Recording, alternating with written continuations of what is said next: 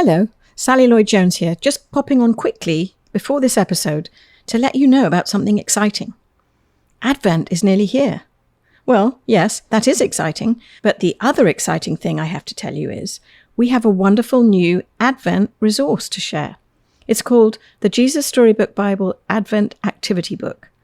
It's sort of like an Advent calendar, except, no chocolates, but it's filled with other treats like games, crafts, recipes, songs, ornaments, activities for every day of Advent, and a story to read from the Jesus Storybook Bible.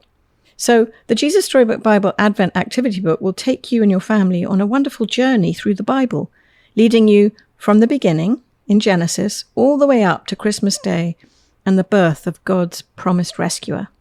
I hope you'll love it. It's available now wherever you buy your books. Thank you.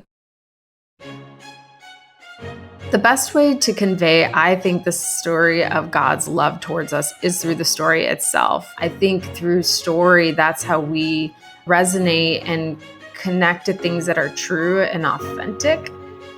Welcome to the Jesus Storybook Bible Podcast, a place where we remind you that grace can rewrite any story, that hope shines a light through our darkest moments, and that God's love changes lives. Here's your host, New York Times bestselling author, Sally Lloyd-Jones.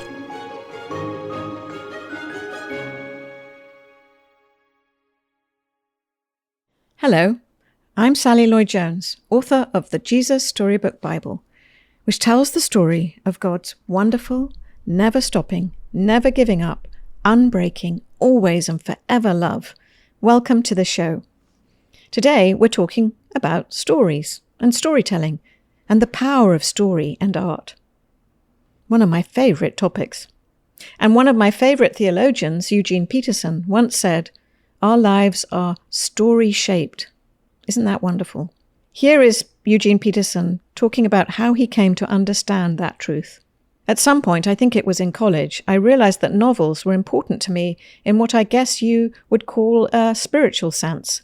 They shaped my imagination in a story form so that I wasn't being flattened into statistical things, reductionistic. I realized at a point quite early that novelists and poets were important to me for spiritual reasons. That is, they kept the story alive and kept my attention to words alive. The poets in the use of words, primarily how words work. The novelist in terms of developing a narrative sense. The poets in their use of words, primarily how words work. The novelist in terms of developing a narrative sense. It's something you learn and relearn. In my early days as a pastor, I didn't tell stories. I had sermons that were packed with information like German sausages.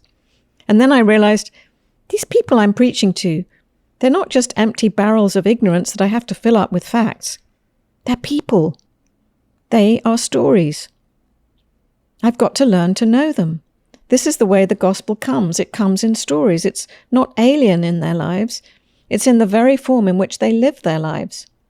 I talk about story a lot, but I don't really mean telling stories. I mean inhabiting stories. So it's important to develop this narrative sense of life, which is the way the Bible is given to us. I need help to feed that because we don't live in a storytelling world. We live in a list-making world. Our guest today believes in the power of creativity and story to help kids process their relationship with God. In fact, she's dedicated her life to immersive storytelling and has founded a whole company on it. Melina Luna Smith has a background in social work and child development and an eye for design. She believes stories are a powerful way to reach the heart and to bring connection to youth, be it through word, music, visual media. What began as a week-long creative arts camp in New York City has expanded and evolved with a team of writers and artists to become Storymakers New York City. Melina's Storymakers website has this great tagline, "Spark faith through imagination." Melina gives us practical tips on staying engaged with teenagers, how to open up authentic conversations, how to guide with grace, and how to meet children and teens where they are. It's an empowering discussion you won't want to miss. So without further ado, please welcome my friend and now yours, Melina Luna Smith. Hey, I'm Mel. I'm the founder of Storymakers and the executive director, and I get to do all things creative around stories of the Bible. We created a organization that draws kids into God's big story. I'm originally from Arizona, and I've been living in New York City for the last 17 years. I have two kids, a 13-year-old and a 15-year-old, Sophia and Henry, and my husband is a priest here in Manhattan. And we have been in ministry here for the last 17 exciting years. Our whole vision for Storymakers was to really ease, formation experience with grown-ups and with kids and teens. We wanted kids to really embody the story. We want them to know that God is the ultimate storymaker and they are storymakers too. And the way we do that is like through creativity and storytelling. In 2006, my husband and I moved to New York City, and he was called to be a priest at Calvary St. George's Church, which is in Gramercy Park, right in the heart of Manhattan. And while we have been here, I started a kids ministry, and we started a program called Creative Arts Camp, which is like super immersive. Think about VBS, but embodied in a story with artists from New York City building out incredible sets and retelling stories of the Bible, just a super magical experience. We wanted to share that with more churches and grown-ups, and that's how we came to life. In 2018, I was on the board of Mockingbird Ministries, and they're a publication house and they're a ministry. And so I came to them and I said, hey guys, would you be interested in launching kids material, curriculum? I have this idea. It's called Storymakers. It comes out of this camp and my experience in New York City with evangelism. And they said, sure, Mel, go ahead. I met with this creative couple and the Webbers. Karen is a graphic designer and she also does film. And then her husband is an incredible illustrator, and he also is a yo-yo artist here in the city. It's really impressive. And so I got together with them. I cast this vision of Storymakers, and they were like, yeah, let's create this new world, Storymaker land. And we began to build out these stories. Reimagining these stories together feels almost like discipleship in some ways for ourselves. We always work hard to keep kids at the forefront and thinking about them with their own visual and emotional intelligence. Art always seems to be the back door to the heart, whether that's through music or visuals, even just creating quietly alongside someone, that always opens the door to connection.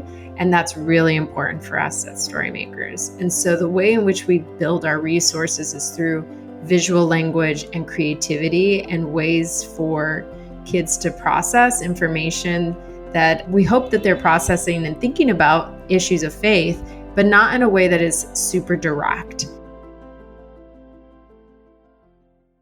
Our intention is always to go grace forward with kids and teens. I think positive intent is always key to engagement. I think that oftentimes we will create narratives in our minds about particular kids or particular parents or ourselves, and we'll get caught and stuck in that rut.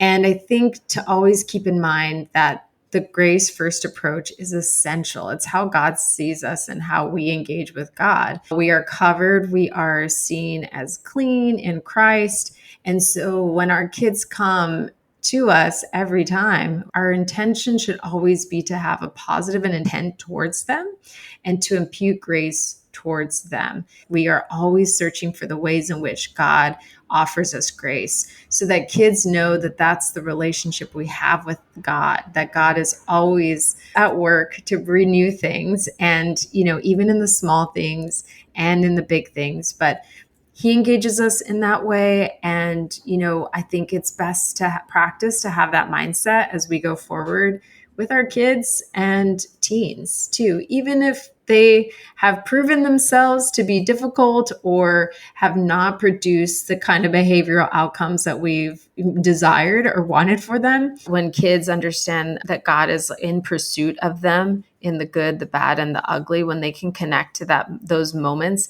and then they can see that God did that for characters like Rahab, characters like Jacob, and when he was super jealous and not, behaving properly, or David. So I think that all of of those stories, the Bible is really the key and the crown jewel in knowing how God moves in our lives and loves us and pursues us relentlessly.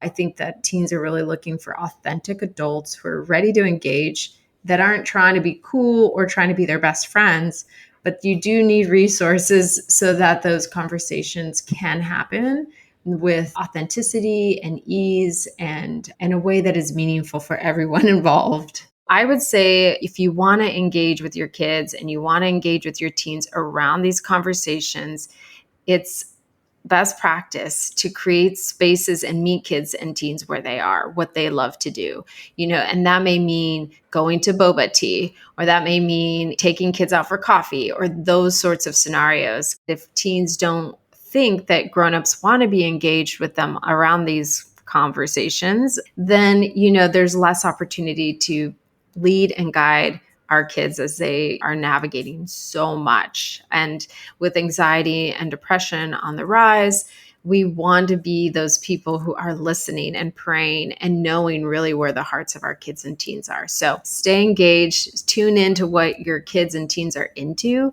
meet them where they are.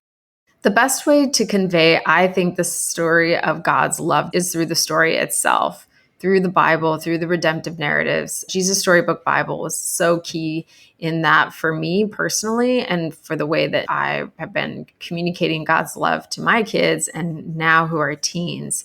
I think through story, that's how we resonate and connect to things that are true and authentic.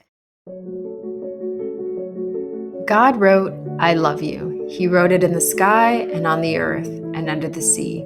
He wrote his message everywhere because God created everything in his world to reflect him like a mirror, to show us what he's like, to help us know him, to make our hearts sing.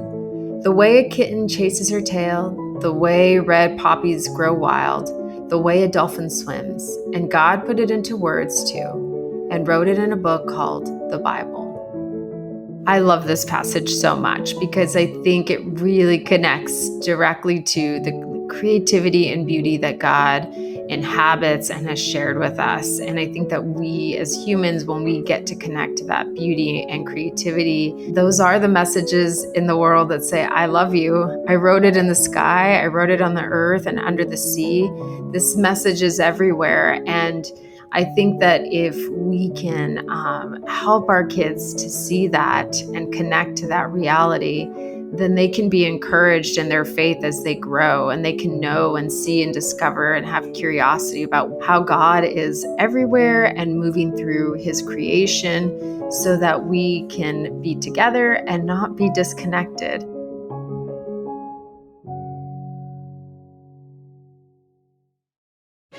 You can get the Jesus Storybook Bible wherever books are sold. To find out more about the book and all of Sally's other books, please visit Sally at sallylloyd-jones.com and follow her on Instagram at Sally Lloyd Jones and at Jesus_Storybook_Bible. Before we go, don't forget, God loves you with a never stopping, never giving up, unbreaking, always and forever love. Oh, hello, it's me again, Sally. I'm just popping back briefly to say two things. The first thing is, don't forget to subscribe to the show, because that way you'll get the stories straight to your phone. And the other thing is, while we're at it, would you rate the show and leave us a review? That would be so great because it helps other people find the show too. I really appreciate your help. Thank you.